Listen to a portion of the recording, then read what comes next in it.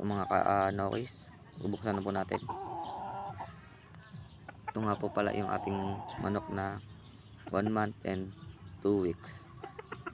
Sweater po yan. Ang inahin po niyan ay galing pa po sa farm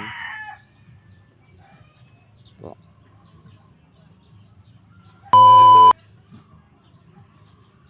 Bubuksan na po natin ating nabiling manok sa galing din pong farm.